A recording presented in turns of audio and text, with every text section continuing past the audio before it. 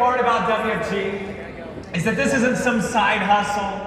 This isn't some job. This is an opportunity to build a legacy, a family legacy. And this is my father, who's now a senior marketing director, about to hit his $100,000 ring.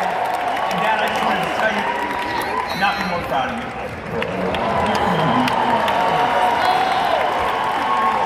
Oh man, I love WFG, and I'm so grateful to be here with all of you. I hope you've had an amazing convention.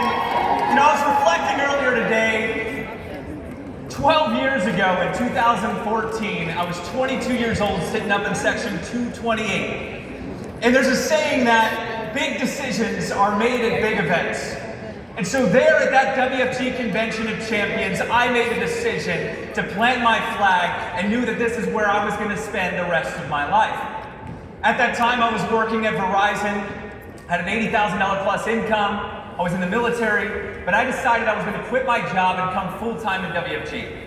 And I'm so glad I did that. But the first year, I made a whopping $10,000. Not very good. Second year, $22,000.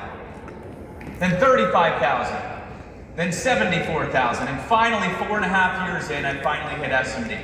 My first year as an SMD was $114,000, then $184,000, and then our team, we just started to have this explosion, and we went from 184 to 435 to 600 to 800 to $1 million to 1.2 to 1.35, and it's consistently gone up every year. Do you guys want to know how you can do that too? Are you sure? I've got a story to tell you. There's a story about two farmers. They have almost identical land to each other. And they both have a well. And that well produces just enough water for the family to get by. It produces just enough water for them to irrigate about 10% of the land, which produces just enough crops for them to sell just enough to make enough money just to get by. And they're comfortable. But then one day, one of the farmers is out there and he's looking at the 90% of the land that he owns that's unused. And he has an idea. He said, there's got to be more to it than this. You know what I'm going to do is rather than just working from sunrise to sunset, I'm going to take my evenings, I'm going to take my weekends, and while the other farmer is inside watching TV and reading the newspapers, I'm going to go out and dig. So he goes out and evenings, weekends, tirelessly goes out and digs and digs and digs, and eventually, boom, he strikes the aquifer and he's got another well. So now he goes from 10% to 20 and 30% of his land being irrigated. And he keeps digging and digging and digging, and another well, and all of a sudden 100% of his land is irrigated. And with all that money, he uses it to then buy the land next to him, and the land beyond that, and the land beyond that. And all of a sudden, he was able to hire people to then go dig wells for him. And he built an empire, he built a legacy, and became the wealthiest farmer in the world. While the other one still sat there living on his comfortable, cozy little well. Guys, here's what I want you to get out of that story. The land is your legacy. And the legacy that you want to create is only limited by you. But it's limitless. You have an unlimited opportunity to build it and scale it however you want to. But the challenge is the fact that most people are stuck in a position where they've got that one well, that job, and it produces just enough for you to get by. And most people don't want to commit to getting out there after a long work day and digging. But guys, if you're part-time, this first part of the message is for you.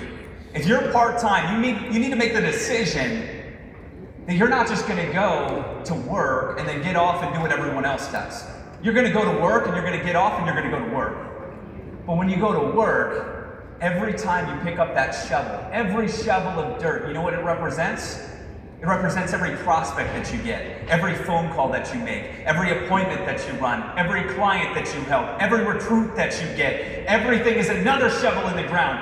But the number one mistake people make is they dig and they dig and they dig and they get 10 feet down and they think, oh no, there's no water here.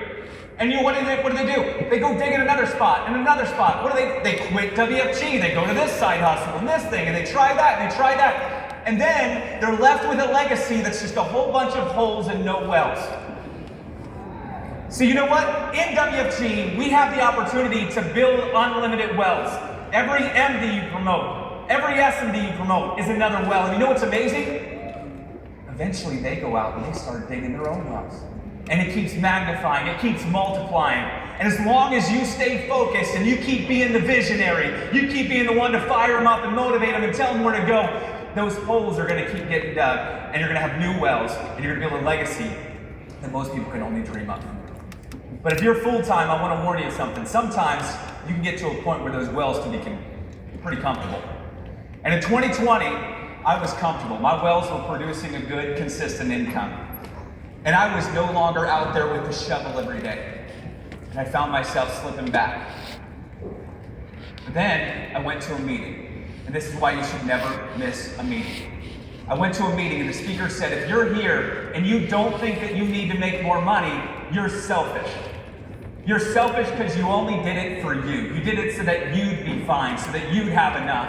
But if you don't think that you need to make more money, you've never experienced what it's like to give it away. You see, so many of you in here are scared that money's going to change you, but money doesn't change you, it just magnifies who you already are. You see, if you're already a good person and you make more money, guess what? You're a better person with it because the things you're going to choose to do with it. It's just a tool. It's just a resource, nothing else, right?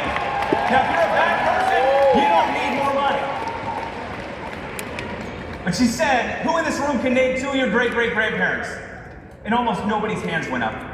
And then she said, do you think the Rockefeller family could name their great-great-great-great-grandfather? Yes, why? Because the legacy that he built, the impact that he had, the difference he made, and what he was able to leave behind. See, you die twice. Once is your physical death, and the second is the last time anybody ever mentions your name again. Are you comfortable knowing 100 years from now, it'll be like you were never even here in the first place? See, on your tombstone, you got 2 dates, right? You got your date of birth and your date of death. But that only represents 2 days of your time here on earth. The most important and significant thing on that tombstone is the dash in the middle, because it represents everything that you did with your time here on earth. So guys, when I got crystal clear on that, I walked out of that meeting with conviction, and all of a sudden I started to focus, what am I gonna do that's gonna make my dash matter? And I made big decisions because now all of a sudden I had clarity. I knew what I wanted my land to look like. And I unlocked a version of myself I didn't know I was capable of becoming. And some of you know what I'm talking about here. My last point, that fire inside of your chest. Some of you have it burning right now, you know what I'm talking about. But when you become crystal clear on why you're here and what your purpose is and what God wants you to do on this planet, all of a sudden, you are unstoppable. And what I want you guys to think about and reflect as you're leaving convention is, what are you going